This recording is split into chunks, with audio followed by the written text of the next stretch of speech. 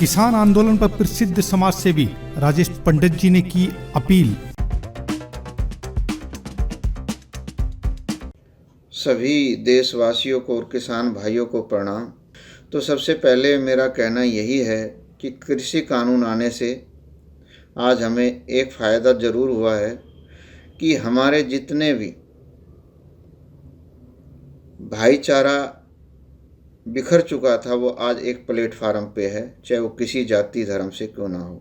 ये हमारे लिए बहुत बड़ी खुशखबरी। दूसरा, सरकार ने कानून बनाया। कानून के क्या फ़ायदे नुकसान होंगे वो तो आपके सामने हैं, लेकिन हमने ये देखा कि बीजेपी वर्कर के अलावा यह कानून किसी के भी समझ से बाहर है। मैं किसी पार्टी से नहीं हूँ। कभी किसी लोगों को ये वहम हो कि मैं किसी पार्टी बाद में बात करता हूँ, ये बिल्कुल गलत होगा। किसान एक साधारण, कम पढ़ा लिखा, मेहनती, ईमानदार इंसान है। उसको अगर इतनी नॉलेज होती तो वो खेती ना करके व्यापार करता, कुछ कोई और काम करता। तो उसको सीधी सीधी भाषा समझ में आती है, नंबर 1। नंबर 2, कोई भी सरकार रही हो उसके लिए किसी ने कोई इतना बड़ा गिफ्ट नहीं दिया जो वो विश्वास करे। नंबर 3, एक पहली की क्लास के बच्चे को अगर 12वीं की बुक दे दी जाए तो वो उसको नहीं समझ सकता, यह भी सत्य है। तो सरकार को चाहिए था कि इस स्कीम को वो लेके आती और सभी किसानों के सामने रखती, जिसको अच्छी लगती वो लेते जाता और एक दूसरे को देखते हुए यह स्कीम पूरे देश में चलती जाती और एक दिन इसका कानून बन जाता।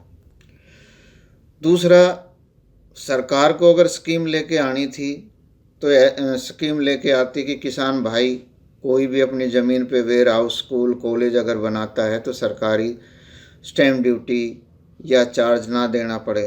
क्योंकि आज किसान के पास ज़मीन ज़रूर है लेकिन उसके पास पैसा नहीं है, तो वो औने पौने रेट में ज़मीन को दे देता है और फिर एक दिन बगैर ज़मीन बेरोजगार हो जाता है। सन 70 के आसपास की बात है। किसानों को सरकार ने पैसा दिया और वह पैसा विद ब्याज के वसूला, जो किसानों ने अपनी ज़मीन को बेचकर और बड़ी परेशानियों को झेलते हुए देना पड़ा।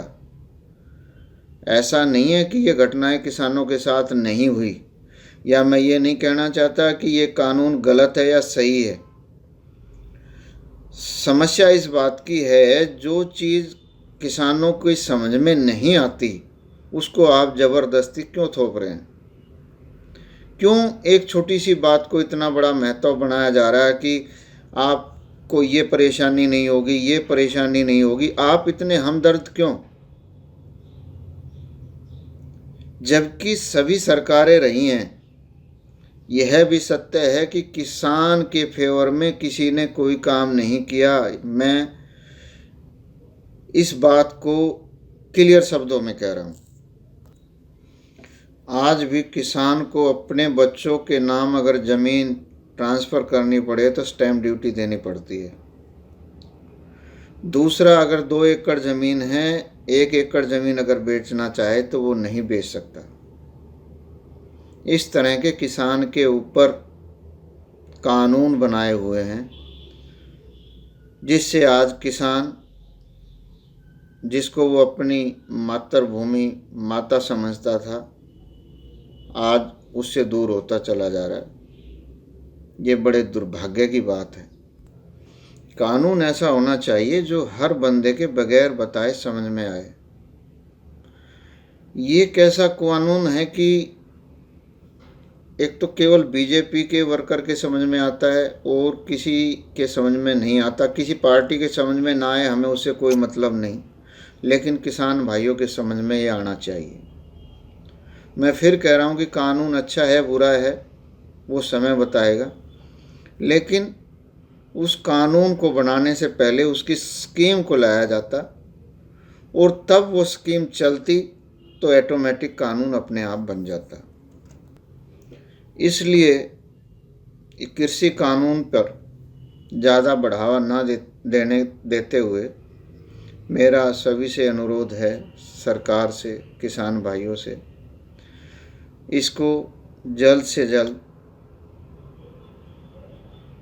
निपटाया जाए, क्योंकि इससे किसान भाइयों का तो नुकसान है ही है, लेकिन पूरे देश का भी बहुत बड़ा नुकसान है।